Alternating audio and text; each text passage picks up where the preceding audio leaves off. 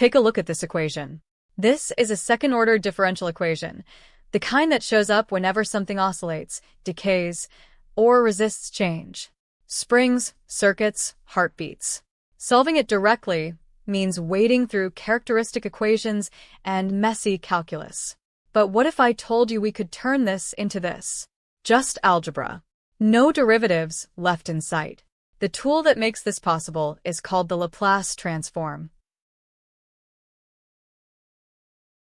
Here's the idea.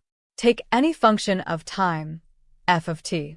The Laplace transform multiplies it by a decaying exponential, e to the minus st, and adds up the result over all time, from 0 to infinity. That exponential is doing a specific job. It tames functions that grow forever so the integral actually converges. In exchange, we get to view our function through a completely different lens, the S-domain, where a lot of hard calculus problems become simple algebra. Let's build up a small table of transforms, because a handful of these cover almost every problem you'll see. The constant function 1 transforms to 1 over s. An exponential e to the at becomes 1 over s minus a. And the trig functions sine and cosine turn into these clean rational expressions in s. You'll use this table like a lookup. That's the whole point. Once you know the pairs, you rarely integrate by hand again.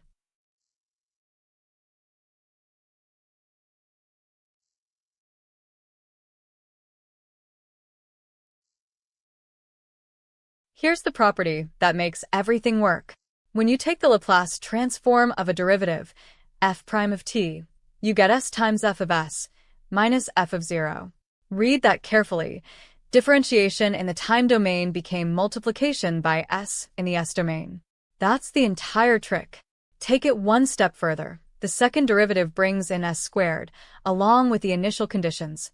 This is why differential equations turn into algebra. Every derivative just becomes another factor of s. Let's actually use it. Here's an initial value problem: x double prime plus 3x prime plus 2x equals 0, with x of 0 equal to 1 and x prime of 0 equal to 0. Step 1. Transform every term using the rules we just built. Step 2. This is now pure algebra. Solve for x of s. We get a fraction that we can split using partial fractions. Step 3. Transform back.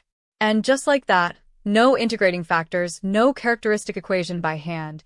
We have our solution, x of t equals 2e to the minus t minus e to the minus 2t.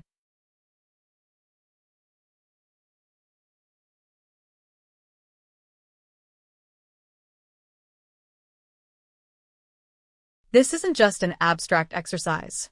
That exact equation describes a damped spring, friction slowing down an oscillation until it settles.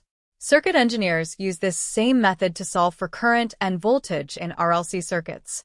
Control systems engineers use it to design how a drone stabilizes itself.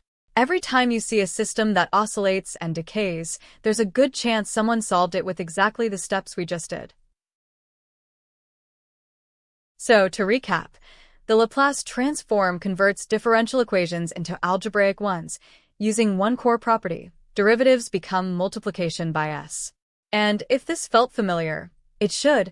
It's part of the same frequency domain family as the Fourier series video, just built for signals that start at a specific moment in time instead of repeating forever. Quick question for you.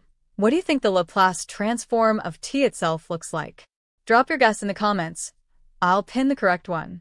If this helped, subscribe to MathSpark 8 for more animated math built for CSIRNet, GATE, and beyond.